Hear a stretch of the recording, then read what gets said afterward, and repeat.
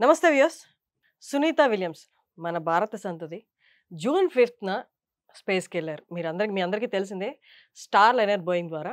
కానీ అది కేవలం కొద్ది రోజుల యాత్ర మాత్రమే. స్పెసిఫిక్‌గా చెప్పాలంటే 7-8 డేస్ ఆఫ్ యాత్ర మాత్రమే. కానీ టెక్నికల్ ప్రాబ్లమ్స్ వల్ల ఆవిడ అక్కడే ఉండిపోయారు. ఈ మధ్య రీసెంట్‌గా తెలిసింది మార్చ్ ఎండ్ ఆర్ ఫెబ్ స్టార్టింగ్‌లో ఆవిడ తిరిగి రావచ్చని. బట్ ప్రాసెస్ ఏంటి? ఎలా తీసుకొస్తున్నారు? అనేది ఇంకా డీటెయిల్స్ మనకు రివీల్ చేయలేదు. సరే ఇదంతా పక్కన పెడితే ఇన్ని నెలలు స్పేస్‌లో ఉండిపోవడం అనేది భూమి మీద ఉన్న ఒక వ్యక్తికి ఎలాంటి ఆరోగ్యపరమైన సమస్యలొస్తాయి, మానసికపరమైన సమస్యలొస్తాయి అన్నది మనం డిస్కస్ చేద్దాం. India's top neuro surgeon Ranganathan గారు ఇవాళ మనతో ఉన్నారు. నమస్తే సార్. నమస్కారం. ఎలా ఉన్నారు సార్? బాగున్నాను. సార్ లాస్ట్ టైం మనం చేసిన ఇంటర్వ్యూ మీకు పేరు సెపరేట్‌గా తీసుకురావాల్సిన అవసరం లేదు గానీ, మిమ్మల్ని ఇంటర్వ్యూ చేసినందుకు నాకు మాత్రం చాలా మంచి పేరు తీసుకొచ్చింది. చాలా సంతోషం. చాలా మంది మెసేజ్ చేసి మరి బెస్ట్ ఇంటర్వ్యూ ఆఫ్ యువర్స్ అని చెప్పారు. Gods bless. Thank you sir. Thank you so much. So, ఇవాళ మనం డిస్కస్ చేయబోయే టాపిక్ మీరు సజెస్ట్ చేసినట్టుగా సునీత విలియమ్స్ గారు. సార్ ఇంత రిస్క్ ఉంటది. ఆరోగ్యపరమైన సమస్యలు ఇన్నొస్తాయని తెలిసి కూడా అవును, అందరికీ తెలుసు. ఎట్లా సార్ ఒక జీవితం సాక్రిఫైస్ లాగే కదా సార్ ఇంకా. ఇది నేను వీళ్ళని ఎవరితో పోలుస్తానంటే, ఇప్పుడు మన సరిహద్దులు ఉన్నాయి. హ్మ్. అక్కడ మన ఆర్మీ జవాన్లు ఉంటారు.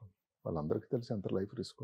నేను ఒకసారి చైనా వెళ్ళినప్పుడు, నాథులా, చైనా కాదు, చైనా బోర్డర్ సిక్కిం దాటి నథులా బైపాస్ అని ఉంటుంది. అది అక్కడ మన జవాన్లు ఒక పక్క నుంచి, అటు పక్క నుంచి చైనీస్ జవాన్లు కంటిలో కంటి చూసుకుంటూ నిలబడ్డారు. ఒక జవాన్ నేను తర్వాత మాట్లాడాను, ఏంటి నువ్వు నిలబడగలుగుతున్నావు అంటే, డ్యూటీ సార్ అంటాడు. నమ్మండి, నేను మా కుటుంబంతో వెళ్ళాను. నేను 2 నిమిషాలు అక్కడ నిలబడలేకపోయాం. ఎందుకంటే అక్కడ ఆక్సిజన్ సాంద్రత అంత తక్కువ అయిపోయింది. వాళ్ళు గంటల కొలది, రోజుల కొలది అక్కడ ఉద్యోగాలు చేస్తున్నారు. అంటే ఎట్లా సార్ ఇది బయోలాజికల్లీ పాసిబుల్ ఆక్సిజన్ లెవెల్స్ తక్కువ ఉన్న రోజులు అక్కడ ఉండడం అంటే వాళ్ళు అలాగలా దానికి అడ్జస్ట్ అయిపోతారు. Border security force body adjust అయిపోతుందా? అంటే ఉండడం వల్ల ఉంటూ ఉంటారు ఇంకంతే. ఇప్పుడు సునీత విలియమ్స్ కానీ, బ్యారీ విల్మోర్ కానీ వాళ్ళు చాలా సీనియర్ ఆస్ట్రోనాట్స్. సునీత గారు అయితే 4 సార్లు వెళ్ళారు. అవును. బ్యారీ విల్మోర్ 3 సార్లు వెళ్ళారు. సునీత గారు 311 రోజులు మొత్తం మీద టోటల్గా స్పేస్లో ఉన్నారు. ఒకేసారి 137 రోజులు ఉన్నారు. 58 సంవత్సరాల వయసు. మొట్టమొదటిసారి ఎక్కువ రోజులు 137 రోజులు ఉన్నది 2012లో. ఇప్పుడు ఇంకొక 12 సంవత్సరాలు అయింది. ఆమె కూడా తెలుసు 12 సంవత్సరాలు అంటే అప్పుడు 46 ఆమె వయసు. ఇప్పుడు 58 సంవత్సరాల్లో ఒక స్త్రీలో మార్పులు చాలా సహజం. అవన్నీ తెలుసు కూడా. అంటే అంత ధీశాలి. అసలు వాళ్ళకి భయం అన్నది తెలియదండి. ఒక మాట చెప్తాను. ఒక్కొక్క ఆయన 2013లో స్పేస్ స్టేషన్ ఇన్ఛార్జ్గా ఉన్నాడు 6 నెలలు. కల్నల్ హ్యాడిడ్ అని 3 సార్లు వెళ్ళాడు స్పేస్. 3 సార్లు స్పేస్ వాక్ చేశాడు. ఆయన అంటాడు, స్పేస్కి వెళ్ళామంటే ప్రతి వాళ్ళకి తెలుసండి, లైఫ్కి రిస్క్, చనిపోవచ్చు. అయినా ఎందుకు మేము వెళ్తామనంటే, it's a worth taking risk. ఎందుకంటే భూమి చుట్టూ 16 సార్లు ప్రతిరోజు తిరుగుతారట. ఈ ఏదైతే భూమండలం అంతా కూడా, ఎర్త్ ప్లానెట్ అంతా కూడా ఎంత చక్కగా కనబడుతుందట అంటే, అసలు అది ఫిల్టర్ లేకుండా, ఆయన చెప్పడం ఫిల్టర్ లేకుండా, అసలు ఏ మాత్రం అడ్డు ఆపు లేకుండా భూమి తాలూకా అందచందాలు ఎంత చక్కగా కనబడతాయంటే, అది ఇంకా ఎప్పుడు సాధ్యం అని. ఇదే మాట అతని మాటల్లో చెప్పాడు ఎవరు, రాకేష్ శర్మ. భారతదేశాన్ని నుంచి వెళ్ళినటువంటి మొట్టమొదటి వ్యోమగామి. ఒక రష్యన్ సోయిజ్ దీంట్లో వెళ్ళాడు 1884. అప్పటి భారత ప్రధాని ఇందిరాగాంధీ అడిగారు ఇక్కడి నుంచి మాట్లాడుతూ, మీకు అక్కడ ఎలా అనిపిస్తుంది అని. మేడం, సారే జహాం సే అచ్చా హిందూ సీతా హమారా అంటే, నాకు మన దేశం ఎంత క్లియర్గా కనబడుతుంది మేడం అంటే, అసలు ఈ సంతోషాన్ని నేను చెప్పలేను. ఆయన ఉన్నది ఇంత చేస్తే 7 రోజులు 18 గంటలే. మరి నెలల కొలది ఉండేవాళ్ళు అయితే. అదే కాకుండా సునీత విలియమ్స్, బ్యారీ విల్మోర్ ఇంకా ఎందుకు అభినందించాలంటే, ఈసారి వెళ్ళినది నాసా నుంచి కాదు. నాసా అంటే అక్కడ కొన్ని సంస్థలు ఉన్నాయి. నేషనల్ ఏరోనాటిక్స్ స్పేస్ అడ్మినిస్ట్రేషన్, అది అమెరికన్ సంస్థ. అంటే అమెరికా నుంచి ఎవరైతే ఈ ఆస్ట్రోనాట్స్ అందరూ వెళ్తారో వారి తాలూకా కనుసన్నల్లో, వారి తాలూకా సంరక్షణలో వెళ్తారు. అన్ని స్థితిగతులు అన్నీ కూడా వాళ్ళే డిసైడ్ చేస్తారు. అలాగే రష్యా నుంచి Russian space agency, Canada, Japan, ఈ మధ్యన యూరోప్, భారతదేశం కూడా 2035లో మొన్నే చెప్తున్నారు సోమనాథ్ గారు, భారతదేశం అక్కడ ఒక స్పేస్ స్టేషన్ ఏర్పరచబోతుందట 2035. ఇంకా టైం ఉంది. చైనా కూడా. అలాంటప్పుడు ఈ బ్యారీ విల్మోర్ చెప్తున్నారు, 3 సార్లు నేను స్పేస్ స్టేషన్ ఇన్ఛార్జ్ ఉన్నాను. ఎన్నిసార్లు వెళ్ళినా నాకు అదే ఇంట్రెస్ట్. లైఫ్ రిస్క్ అని తెలిసి కూడా 3 సార్లు వెళ్ళాను, రిస్క్ అని తెలిసి కూడా. అంటే అది ఎడిక్షన్ అనే దానికన్నా దానిలో ఉన్నటువంటి ఆ సంతోషం, అదే కాకుండా ఒక లైఫ్ రిస్క్ టేకింగ్ ఇదండి. ఈ డైవర్స్ ఉంటారు, వీళ్ళు కానీ మౌంటనీర్స్ కొండలు ఎక్కుతూ ఉంటారు. అది చూస్తుంటే ఎలా ఎక్కుతారు? ఏది ఎవరెస్ట్, అది చూస్తుంటే మనకు ఆశ్చర్యంగా ఉండదు. ఇంకంతే, అలాంటి వాళ్ళే. మన పక్కనే సవాలు ఉంటాయంట సార్ ఎక్కుతున్నప్పుడు. అదే కాకుండా నేను ఎందుకు ఈబీఎల్ ఇంకోసారి అభినందించాల్సి వస్తుందంటే, స్టార్ లైనర్ నువ్వు కొత్తగా సంస్థ నెలకొల్పిన సంస్థ. దాని ఒరిజినల్ సంస్థ బోయింగ్. బోయింగ్ అనేది విమానాలు చాలా చేశారు, అది భారతంతో బాగానే ఉంది. కానీ స్పేస్ క్రాఫ్ట్ అనేది మొట్టమొదటిసారి 2019 నుంచి 2024 అంటే 5 సంవత్సరాలు కష్టాలు పడి ఎందుకు ఇది క్లిక్ అవ్వాల. సరే కదా, వాళ్ళు మొత్తం మీద ముహూర్తం నిర్ణయించారు జూన్ 4.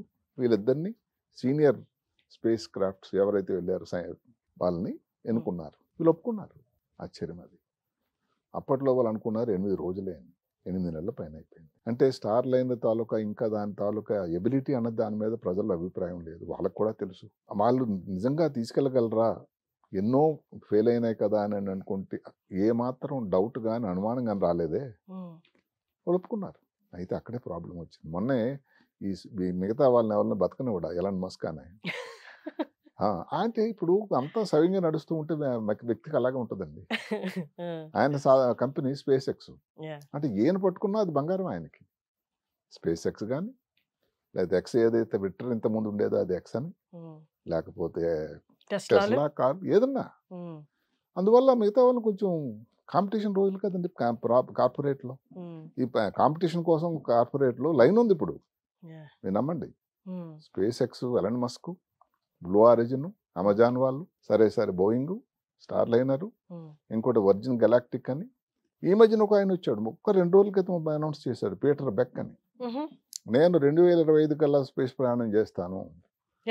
ఇంకో 1 ఇయర్లో ఏదైతే ఉందో దాని తాలూకా ఈ రాకెట్ ఎలాన్ మస్క్ తయారు చేసిన రాకెట్ కంటే నేను పెద్దది చేయబోతున్నాను అని ఆల్రెడీ అనౌన్స్మెంట్ ఇచ్చాడు. అంటే ఈయనలాగా ఎక్కువ మాట్లాడే వ్యక్తి ఇంకొక ఆయన కాంపిటీటర్ రాబోతున్నాడు. ఆయన హాస్యం చేస్తాడు, అంటే సార్కాస్టిక్గా. ఎవరు చేసే పని వాళ్ళు చేయాలండి. విమానాలు చేసేవాళ్ళు స్పేస్కి ఎలా వెళ్తారండి? కార్లు చేసేవాళ్ళు విమానాలు ఎలా చేస్తారండి?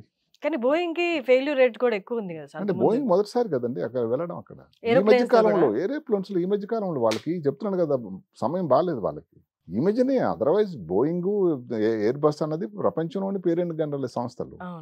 చాలా పాతది కూడా సార్, ఎన్నో ఏళ్ళ నుంచి పాతది. మొన్న ఈ మధ్యనే కొత్తది 747 ఎయిర్ ఫ్లైట్లో డోర్ మధ్యలో ఓపెన్ అయిపోయి చాలా ఇబ్బంది అయింది. అదే కాకుండా మీరు ఒకటి ఆలోచించండి, ఈ బోయింగ్కి ఈ స్టార్ లైన్ ప్రోగ్రాము ఈ రాలేకపోవడం, ఈ ఫెయిల్యూరు, దీని వలన దగ్గర 10 బిలియన్ లాస్ అవుతుందట అన్అఫీషియల్గా. అంటే వాళ్ళకి మాత్రం అది సంతోషం కాదు కదా.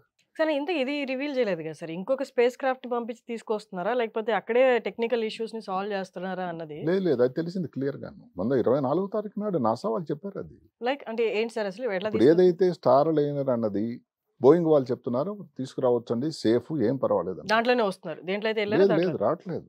అదే కదా, నాసా వాళ్ళు ససేమరో ఒప్పుకోలేదు. ఎందుకు? వాళ్ళకి ఆ కల్పన చావ్లా కనబడుతూ ఉంది. భూమికి దిగి వచ్చేసేటప్పుడు ఆల్మోస్ట్ వచ్చేసాం అనుకున్న టైంలో ప్రమాదం, చనిపోవడం. అంటే క్లియర్గా బెన్ విల్సన్ అని ఆయన ఏం చెప్పాడు, పెద్ద ఆయన, ఏది NASA incharge, safety is the rule అని. వాళ్ళ మీద ఒక ఎలిగేషన్ ఏమిటంటే, ఎవరు స్టార్ లైనర్ మీద వైల్డ్లీ ఇర్రెస్పాన్సిబుల్, అంటే వాళ్ళు అసలు బాధ్యతారాహిత్యం.